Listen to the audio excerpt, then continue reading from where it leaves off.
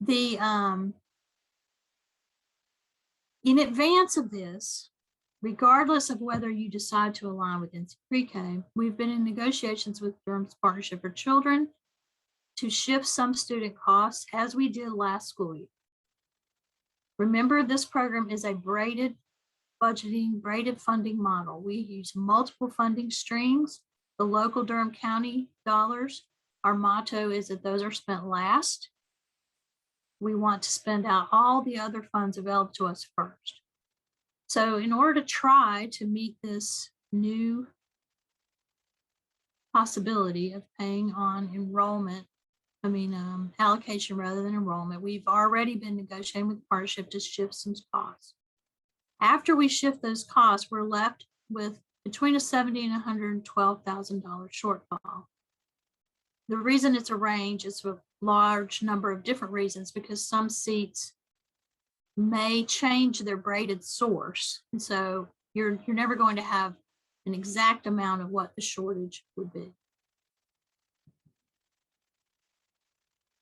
So in addition, as you consider whether you want to do this or not, we have to accept, if you do this, we would have to accept that there is a potential for an underspend, because we don't know throughout the year if we budget for the whole year to pay in the NC PreK current method.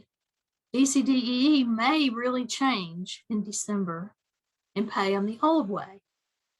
And so that could lead us to underspend slightly. And normally we frown on underspending. So we would just have to accept that there would be a potential for underspending. The other looming unknown are the teacher salaries for this year. There's not a budget yet from the state. We believe from all of the indicators that there will be raises for teachers. We certainly hope there'll be raises for teachers. And you'll remember that this program, we require the Durham PreK teachers to be paid on the Durham Public School scale. We have a teacher supplement that we pay to the site in order to help them pay those salaries. We have budgeted as if there's a raise, but we don't know how much the raise will be. And so it is a forecast, and it is not 100% that it's accurate. So we just have to acknowledge that teacher salaries are not set yet. And if they were to do something innovative and give a much higher raise, we might be coming back at our next governance meeting and saying, we have another shortfall in the budget. We've tried to build a cushion in, but the reality is it's possible that we'll have another shortfall. So your options as we see them, although you may have some innovative suggestions for something different, but there's always there's always the option to request additional funding from Durham County. That would take time. And I would not recommend that this group pass that as the only option, because number one, there are many competing priorities in Durham. We already have received some additional funds for this year. We know that there's some potential dollars from a variety of sources that may come available in the future, but they're not set yet and they take time. So you can always vote to request additional funding as your first choice, knowing though that we really recommend there be a backup, because that would take quite a bit of time to make that happen. In doing the budget analysis, we believe we could meet budget as it currently is, not inclusive of any potential problems with teacher salary, just to transition to paying on allocation rather than enrollment. We can eliminate 9 seats that are not braided, 9 DPK only. What DPK only means is that that seat is not braided with other funds. We could eliminate 9 seats and we could cover that shortfall. Now, last year, as you were considering your options, one of the things we discussed extensively was the possibility of just changing the reimbursement rate across the board to meet budget. This body was not comfortable with that and rejected it last year. And so I just wanted to remind you of that. Okay, so I'm going to be quiet and see what your questions are and your discussion about what your thoughts are about what you want to do. Before we do that, Linda, can you are you able to stop sharing, or Yes. unless people need the slides up if they needed the notes? And then the other option is, obviously, since we're virtual and making it as seamless as possible, people can also use their raise hand feature if they have questions as well, to make it easy as well for us to see people. Yeah, I can stop sharing for right now, and if I need to share again, I'll be happy to do that. Okay, thank you. Well, that was really, thank you. That was really thorough. Thank you so much, Linda. That was really, really detailed and thorough. So let's open it up for questions. I mean, I have several questions as well. So let's open it for, questions, discussion about the options, and or just questions about where the issues are. Go ahead, Beth. Hi, I had two questions. One, could you repeat what the final decision about parent copays was for this year? I know you said that, yeah, could you just go over that one more time?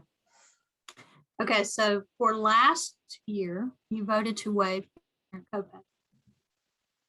That was a one-time, it was not extended into this year. We, in our recommendation as a team, we did not recommend that you waive them this year because the way our copays are structured, there are very few families that are impacted by the copay, and they are higher wage earners. It's not the same. Remember, our fee-based families are higher income. So just to give you perspective, for this coming year right now, we will be there. There are only the families who have a copay right now. There are only $2,000 per month that will come into the Durham PreK budget. So there's that. Obviously, right now there's so few. That's good. That means, it's good and bad. It's good because our priority is to serve those families who have the most need, and financial need is one category. We want this to be a universal program and have broad access. So we want to serve some families who would have a copay.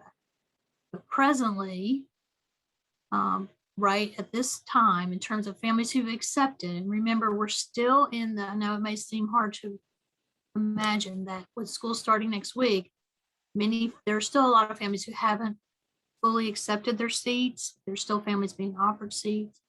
And so I don't like to quote anything until we get to our September meeting, but just right this moment, for example, there are only about $2,000 a month total in parent fees that we would be collecting, and those are higher wage earners. And so at this time, we're not recommending a waiver of the parent fee. And the higher wage earners is based on financial documents from during the pandemic. I mean, I'm just wondering what years, because we actually saw a lot of middle class earners who took a big hit during this past year. And I guess my other question is how many, I know you don't want to say exactly how many till September, but when we're talking about the 9 seats, how many seats are open right now? Okay, I can tell you right now that as of the other day, I don't have a number from today, but from the other day, we had 381 total seats remaining open across the county. So out of our 1,074 seats, we had 381 seats open still. And so this elimination of 9 seats, it's hard to feel positive about eliminating any seats, because especially the non-braided seats, that means that we would be eliminating seats for the seats that don't have as many restrictions. However, this group last year, you reconfirmed that the priority you directed us to follow was that we would prioritize those braided seats and families with less income.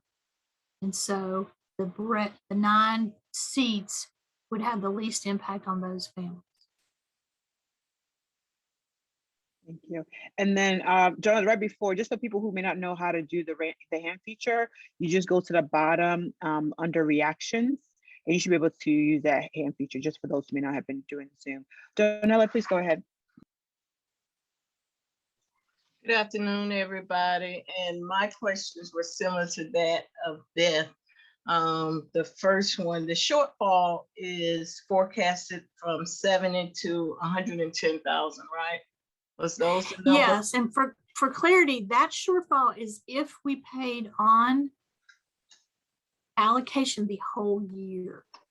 Oh, that's great. I'm sorry, I needed to clarify that, because right now I'm assuming that this will get extended all year. Me too. And so that's the shortfall. It would have been, last year was hundreds of thousands of dollars of shortfall. Yeah. The reason it's not as much this year is because we were very conservative with our allocations and worried. And so that shortfall is less at this time, projected to be less. Great. And you spoke about the parent fees now being about $2,000 a month. So 10 months. So basically we're talking about $20,000, which, I mean, it'll help the 70. Every little bit helps, but it's not obviously a significant proportion of the budget. But we will do a full report on that in the September meeting once the numbers stabilize. Okay, cool. Second point, and Beth touched on this as well, eliminating the 9 seats. So the source of those 9 seats are the lowest effective, the most vulnerable population to be affected. No. So the 9 seats, those are non-braided seats, DPK only seats. That means that, our non-braided seats are the seats that don't have restrictions. So for example, NC PreK has a financial guideline. Okay. Title I has a child need by assessment guideline. Okay. Durham PreK is universally available. You have priorities of who can be served, but it's universally available without any restrictions. So these 9 seats are 9 of those that are not restricted. Would they affect the private child care providers? They would affect, but what we would be doing would be trying to spread it across so that there wouldn't be any one provider significantly impacted. However, it's very complicated because some of our providers are struggling, well, all of our providers are struggling with staffing. Yes. And some providers have shared with us that they would be open to the loss of some seats. So we would be trying to work to accommodate that if this was the course of action.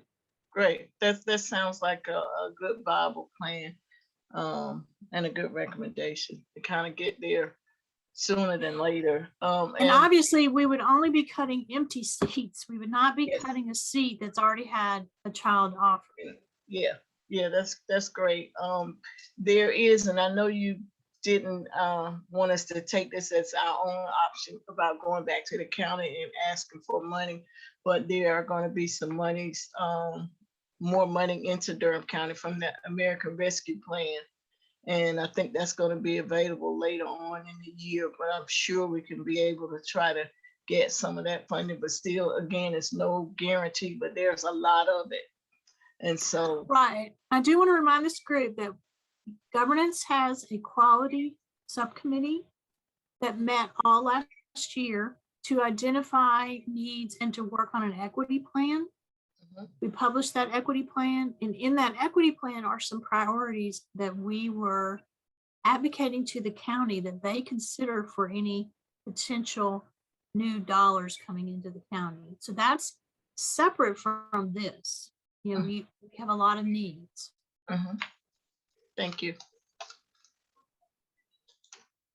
Thank you for that. So Linda, just to make sure, so in essence, we're voting to basically be aligned with DCDE on the stabilization. but actually doing it for the entire year, as opposed to their short and just up until, was it December, right? That they have. So if you vote to align with NC PreK, then we would only do this till November. If they then change for the rest of the year, we would stay aligned with them. And we would have to budget as if it was the whole year. I would be uncomfortable only budgeting through November. Okay. But you could vote. So your options are to say, no, we're going to pay not aligned with NC PreK. That's one option. Another option is to say, we'll do it through November, but we're not committing for the rest of the year. That would be an option. Or you could say, we are going to vote to be aligned with them. If they end in November, we will end in November. If they continue, we will continue. So that, you have the option. But the budget there's a budget shortfall that you presented between the 70,000 and 120,000. Remember the exact figure. That is only for up to November. Does that consider the whole year, right? Okay, perfect. Okay. And then on top of that, we still do have the 381 seats that have not been filled yet as well. So let me be clear, those seats, they are not filled yet, but we are actively working on filling them. And we have a large number of applications. They're not sitting there dormant. We are in the active phase of filling them. Okay. Okay. And then at this time, if you remember, do we remember at this time, I mean, it's probably hard to remember where we were at this time last year, give or take, because again, parents of 4-year-olds are still having to debate, because their kids are not vaccinated, having to debate whether they're going to allow their child to come come in person. So I just want to kind of figure out, right? We hope that all the seats will be allocated, but also anticipate that we are seeing a number of families actually will not have their children. Jamika, go ahead. So I I just want to speak to that your point of how it was last year in comparison. I don't have specific numbers, but I can tell you it is significantly more. We are significantly more filled at this point in the process prior to school starting than we were last year at this time. Last year at this time, we were less than halfway full, far less than halfway full. And so to be 3/4 of the way, at this point, we're doing really great. Okay. Well, good job. Well, so that's good to know that. So thank you. That's actually really, really helpful. Okay. And just for perspective, for you to know that this time, as of August 12th of 2020, we had received 1,296 applications from the community. This year, as of August 12th, 2021, we had received 1,607 applications. Yeah. So if just that doesn't mean all of those will convert to an eligible child and a family that will accept a seat. But that means, that jump shows you the increased interest. But of course, everything is very uncertain with the surge. And some families may have accepted and then still not come to school. We don't know. That's very helpful. Any other questions or comments Oh, go ahead, Kathy. Just a clarification. So the recommendation to reduce the DPK slots by 9, is that just until November, or is that for the whole school year? Well, it's in order to cover, so we budgeted to see how much it would cost for the whole year, and that's where we got the shortfall. We would eliminate the 9 seats, and that would be for the whole year. But if DCDE does switch in December and start paying on enrollment, we could restore for the partial year those seats and try to fill them if there was interest. It's hard to, sometimes we get families who want to enroll in January. That does happen. And so we wouldn't just discard those seats. If we found that this did not go on for the whole year, we would certainly make every effort to use those seats for a child to participate. But I think that it's just very difficult at this time to imagine that they won't extend this method. When we look at the data, which we'll be presenting to you in September, when we look at the data and the number of seats that have been lost in Durham, for example, from COVID-related closures of childcare, and the statewide reality of the impact that the pandemic has had on childcare, the need to stabilize these programs is strong. Thank you, Beth. Thanks. I just wanted to make sure I'm clear. So we're saying that we would be acting to be consistent with DCDEE on the enrollment paying, but we would be breaking from DCDEE on the parent copays, correct? Because DCDEE will still be paying parent copays, and we're suggesting that we would be requiring parents to pay them. So there would be, right? Right. So this body has always in the past wanted to align with NC Pre-K, but the parent fee is really a separate thing because there are no parent fees with NC Pre-K. The parent fees really apply to traditional child care subsidies, and they have waived. And yes, we would be breaking with what they are doing for families. I mean, I guess I just want to say that I understand that it is different because of some of the higher income parents that we have here. I am still concerned, especially with the eviction ban set to expire on October 3rd. We are hearing from parents all over the state who are feeling very scared and uncertain right now. And they're not just people who might have found themselves as low income pre-pandemic, but there are folks whose families were destabilized during the pandemic who might have previously considered themselves middle income families. And so I don't pretend to know what the makeup of the folks that we're serving in Durham is, but I just know that there's a lot of tension also with families who may have older children.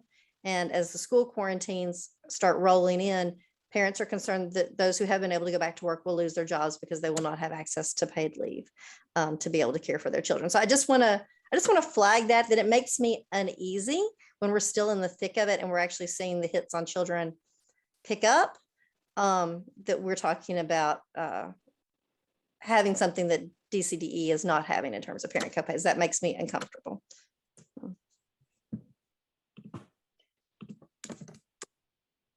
And that's a good point. And I think based on the numbers you told us, Linda, is not this huge amounts of money that's coming into the program to sort of support it. Like we're talking about shortfalls of 70,000 plus if anything happens.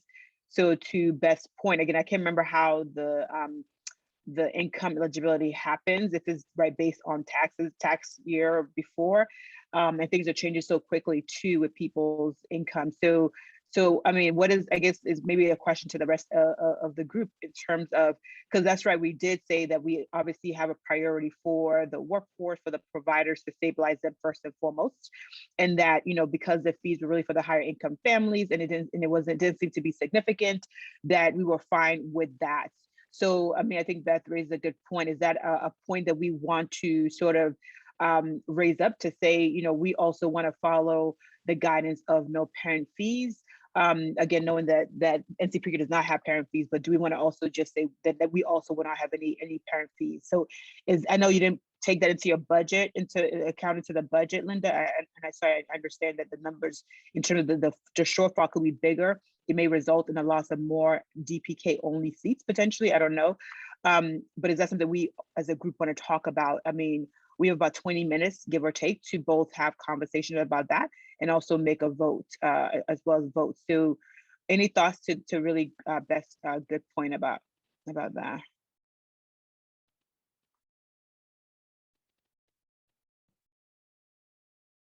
In terms of the budget, it doesn't represent a significant amount of money that should really guide your decision. It should be more, you know, related to where you want to go with your priorities.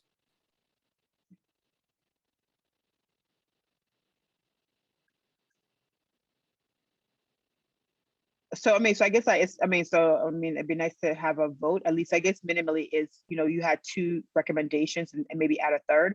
So it could be, obviously, we go to the county for more money, right? When more money comes, we would like to them to consider this program. The second, I assume they're all gonna happen simultaneously. Obviously, that in case there's the sort of shortfall, that, we'll have to move forward with the taking away of the 8 or the 9, is it 8? The 8 DPK, 9, thank you, the 9 DPK seats. And also that we're gonna also waive all parent fees. So so those are 3 potential recommendations that we have in terms of, so do we wanna move on each of them or do them together as a package? That is probably the question as well. So the question is, do we have comments or do we have a proposal for to move something forward?